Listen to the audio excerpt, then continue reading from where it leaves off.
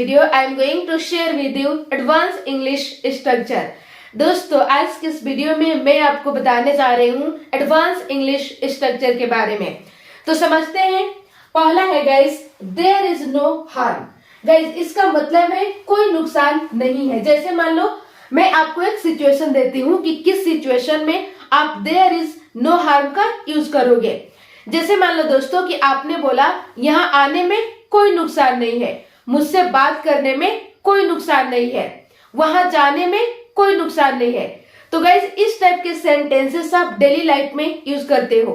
तो आज के इस वीडियो में दोस्तों मैं इस टाइप के सेंटेंसेस को इंग्लिश में बताने वाली हूँ कि आप इसे इंग्लिश में कैसे बोलोगे। यहाँ पे एक एग्जांपल है, पढ़ने में कोई नुकसान नहीं है। तो समझ लेते हैं गाइस इसका अब हम स्ट्रक्चर, इट मीन्स रूल। तो सबसे पहले दोस्तों आपको यूज करना है there is no harm in plus verb की fourth form and then object. समझते हैं एग्जांपल से। पढ़ने में कोई नुकसान नहीं है। तो सबसे पहले guys according to structure, according to rule आपको यूज करना है there is no harm in. There is no harm इन।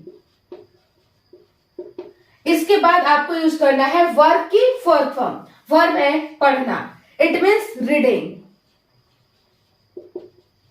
तो आपका कंप्लीट सेंटेंस हो गया guys there is no harm in reading. It means पढ़ने में कोई नुकसान नहीं है। अगला सेंटेंस है वहां जाने में कोई नुकसान नहीं है। तो सबसे पहले according to rule, according to structure आपको यूज करना है there is no harm in. There is no harm in. इसके बाद आपको यूज करना है वर्ब की फोर्थ फॉर्म। वर्ब है वहां जाना, it means going there. Going there. तो आपका कंप्लीट सेंटेंस हो गया guys there is no harm in going there. It means वहां जाने में कोई नुकसान नहीं है। अगला सेंटेंस है यहां आने में कोई नुकसान नहीं है। तो सबसे पहले यूज करना है अकॉर्डिंग टू रूल आपको there is no harm in. There is no harm in. इसके बाद गाइस आपको यूज करना है वर्ब की फोर्थ फॉर्म। वर्ब है यहां आना, it means coming here. Coming here. तो आपका कंप्लीट सेंटेंस हो गया guys there is no harm in coming here. It means यहां आने में कोई नुकसान नहीं है। अगला सेंटेंस है उससे बात करने में कोई नुकसान नहीं है। तो सबसे पहले आपको यूज करना है there is no harm in. There is no harm in. इसके बाद आपको यूज करना है अकॉर्डिंग टू रूल वर्ब की फोर्थ फॉर्म। वर्ब है उससे बात करना, it means talking to her. Talking to her. यहाँ पे गाइस हम मानकर चल रहे हैं फीमेल, इसीलिए यहाँ पे हो गया हर। यदि गाइस यदि मान के आप चलते मेल तो यहाँ पे आपको यूज करना होता हिम। क्लियर।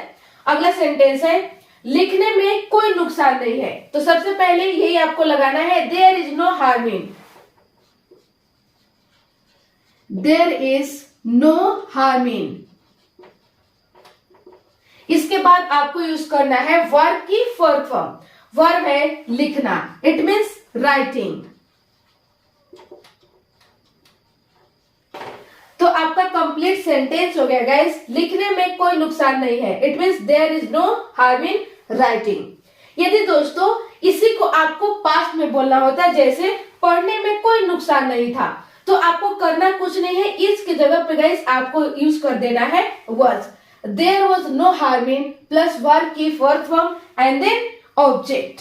देखते हैं पढ़ने में कोई नुकसान नहीं था, there was no harm in reading.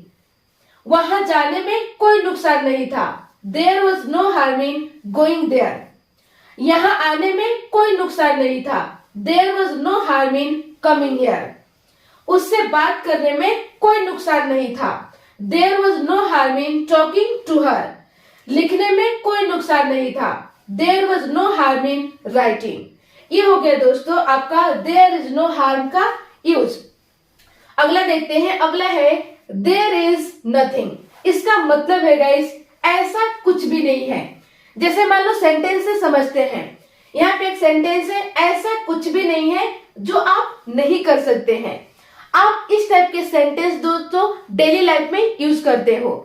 ऐसा कुछ भी नहीं है जो वह नहीं कर सकती है। तो इस टाइप के सेंटेंसेस को इंग्लिश में बोलने के लिए आपको देयर इज नथिंग की जरूरत पड़ती है। तो समझ लेते हैं गाइस इसका स्ट्रक्चर। सबसे पहले दोस्तों आपको यूज करना है देयर इज नथिंग, इसके बाद लगाना है व्हाट प्लस सेंटेंस। जैसा आपका सेंटेंस होगा उस टाइप से आप ट्रांसलेट करोगे। समझते हैं एग्जाम्पल से। ऐसा कुछ भी नहीं है जो आप नहीं कर सकते हो। तो सबसे पहले गाइस अकॉर्डिंग टू रूल आपको यूज करना है there is nothing, there is nothing. After that you have to use what and then आपको यूज कर देना है सेंटेंस। सेंटेंस है आप नहीं कर सकते हो, it means you can not say. तो आपका कंप्लीट सेंटेंस हो गया guys there is nothing what you can not say. It means ऐसा कुछ भी नहीं है जो आप नहीं कर सकते हो। अगला सेंटेंस है ऐसा कुछ भी नहीं है जो वह नहीं कर सकती। तो सबसे पहले आपको यूज करना है there is nothing, there is nothing. इसके बाद यूज करना है व्हाट प्लस सेंटेंस। सेंटेंस आपका है वह नहीं कर सकती, it means she can not do. तो आपका कंप्लीट सेंटेंस हो गया guys there is nothing what she can not do. It means ऐसा कुछ भी नहीं है जो वह नहीं कर सकती। अगला सेंटेंस है ऐसा कुछ भी नहीं है जो वह नहीं सीख सकती। तो सबसे पहले वही आपको यूज करना है there is nothing, there is nothing. इसके बाद लगाना है व्हाट एंड देन यूज करना है सेंटेंस। सेंटेंस है वह नहीं सीख सकती, it means she can not learn. तो आपका कंप्लीट सेंटेंस हो गया guys there is nothing what she can not learn. ऐसा कुछ भी नहीं है जो वह नहीं सीख सकती। अगला सेंटेंस है ऐसा कुछ भी नहीं है जो आप नहीं लिख सकते। तो सबसे पहले यूज करना है there is nothing, there is nothing. इसके बाद आपको यूज करना है व्हाट एंड देन लगाना है सेंटेंस। सेंटेंस है आप नहीं लिख सकते, यू कैन नॉट राइट। तो आपका कंप्लीट सेंटेंस हो गया गाइस ऐसा कुछ भी नहीं है जो आप नहीं लिख सकते। It means there is nothing what you can not write. अगला एग्जाम्पल है ऐसा कुछ भी नहीं है जो वह नहीं आ सकती। सबसे पहले यूज करना है there is nothing, there is nothing. इसके बाद लगाना है व्हाट